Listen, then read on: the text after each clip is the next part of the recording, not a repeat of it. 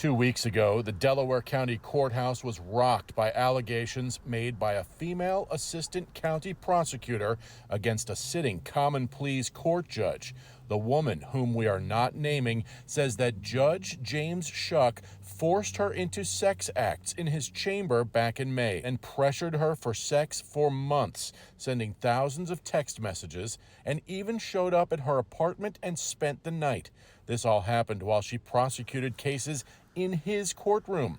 During the last week of November, the woman asked the court for a protection order to keep Shuck away from her. Retired Franklin County Judge Richard Frye was called in to hear the request.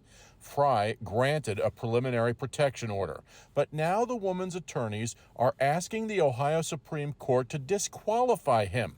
The attorneys say Frye has been a visiting judge in Shuck's courtroom in the past and has become a close colleague of Shuck.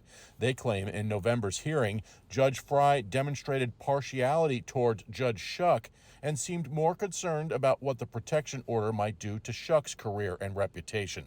I was at that hearing, but the woman's attorney say the hearing should have been closed to the public, and they don't understand why Frye allowed it to be in open court, and that what should have been a confidential matter has now become a public spectacle.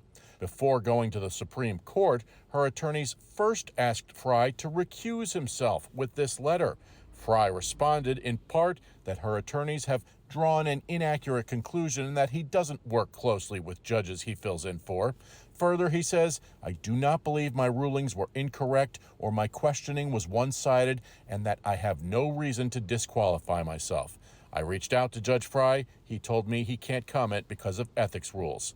So what does this mean? Well, for now, the entire proceeding is on hold until the Chief Justice of the Supreme Court decides whether or not to disqualify Judge Frye.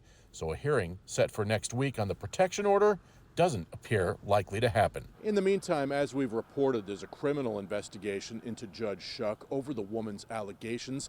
That's being handled by the Montgomery County Sheriff's Office, and Judge Shuck has taken a voluntary leave of absence. On your side in Delaware, I'm Tom Bosco, ABC6 News.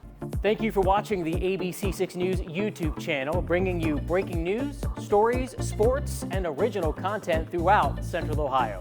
Make sure you hit that like button and subscribe as well so you don't miss out. ABC6 News is on your side.